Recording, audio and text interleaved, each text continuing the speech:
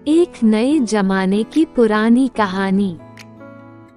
जोबट नगर के क्षेत्र में एक छोटा सा गांव था। हीरापुर गांव में एक रामू नाम का लड़का रहता था। वह नटखट और दयालु था। रामू की आदत थी कि वह हर किसी की मदद करता था। इस बार ठंड इतनी बढ़ गई थी कि जानवरों को भी कष्ट हो रहा था। रामू ने देखा कि गांव के बाहर जंगल में रहने वाले पक्षी और जानवर ठंड से कांप रहे हैं। उसने सोचा, मैं कुछ न कुछ जरूर करूंगा ताकि इन बेजुबान जानवरों को ठंड से बचा सकूं। रामू अपने दोस्त मोहन के पास गया और कहा, मोहन, हमें जंगल के जानवरों की मदद करनी चाहिए। ठंड से वे मर सकते हैं। मोहन ने सहमति में सिर हिलाया। वे दोनों गांव के अन्य बच्चों को इकट्ठा करने लगे।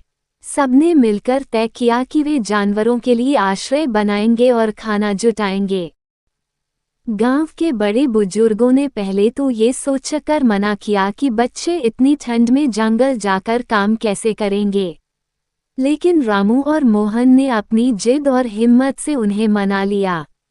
बच्चों ने अपने पुराने कंबल के टुकड़े और चटाइयों का इंतजाम किया। वे जंगल में जाकर एक सुरक्षित जगह पर जानवरों के लिए छोटा सा आश्रय बनाने लगे। ठंड बढ़ती जा रही थी, लेकिन बच्चों का उत्साह कम नहीं हुआ। उन्होंने अपनी मेहनत से जानवरों को सुरक्षित रखने के लिए आश्रय तैयार कर लिया। वहीं गांव के लोग बच्चों की मेहनत देखकर उनकी मदद करने के लिए आगे आए। सभी ने मिलकर जानवरों के लिए खाना इकट्ठा किया। एक दिन जंगल में ठंड इतनी ज्यादा हो गई कि बर्फ गिरने लगी। रामू और उसके दोस्त रोज की तरह जानवरों को खाना देने गए। अचानक उन्होंने देखा कि एक छोटा हिरन ठंड से कांप रहा है और चल भी नहीं पा रहा। रामू ने झट से अपनी जैकेट उतारी और हिरन को उड़ा दी। बच्चों ने मिलकर उसे आश्रय तक पहुंचाया।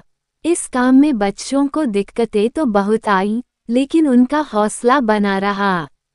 धीरे धीरे ठंड कम होने लगी और वसंत का मौसम आ गया। जंगल के जानवर अब खुश और सुरक्षित महसूस कर रहे थे। गांव के लोग भी बच्चों की तारीफ कर रहे थे। रामू और उसके दोस्तों ने साबित कर दिया कि दया और एकता से बड़ी मुश्किल को भी हराया जा सकता है। उनकी मेहनत ने ठंड के कहर को मात दी और जानवरों की जान बचाई।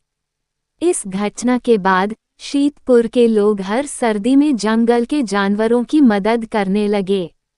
रामू और उसके दोस्त गांव के हीरो बन गए। उनकी कहानी आज भी बच्चों को प्रेरणा देती है कि दया और साहस से कुछ भी संभव है।